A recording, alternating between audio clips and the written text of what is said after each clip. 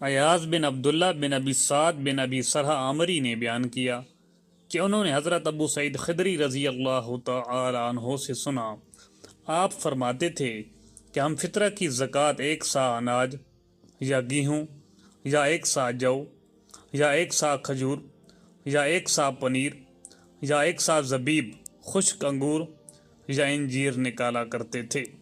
صحیح بخاری حدیث نمبر 1506۔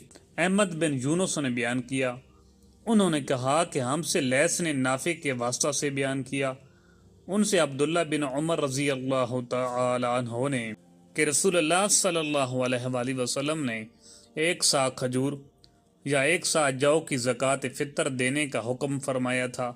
عبداللہ بن عمر رضی اللہ تعالی عنہ نے بیان کیا کہ پھر لوگوں نے اسی کے برابر 2 مد آدھا سا گیہوں کر لیا تھا۔ صحیح بخاری حدیث نمبر 1507۔ ایاز بن عبداللہ بن سعد بن ابی سرح نے بیان کیا اور ان سے ابو سعید خدری رضی اللہ تعالی عنہ نے بیان کیا کہ نبی کریم صلی اللہ علیہ وآلہ وسلم کے زمانہ میں صدقہ فطر ایک سا گیہوں یا ایک سا کھجور یا ایک سا جو یا ایک سا زبیب، خشک انگور یا خشک انجیر نکالتے تھے۔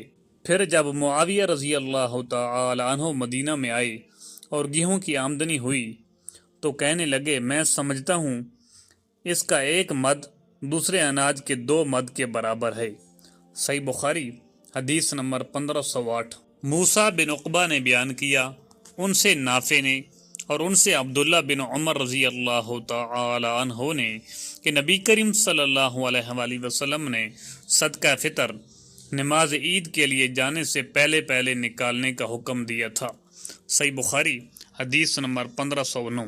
زید بن اسلم نے بیان کیا، ان سے ایاز بن عبداللہ بن سعد نے ان سے ابو سعید خدری رضی اللہ تعالی عنہ نے بیان کیا کہ ہم نبی کریم صلی اللہ علیہ وآلہ وسلم کے زمانہ میں عید الفطر کے دن کھانے کے غلہ سے ایک سا نکالتے تھے۔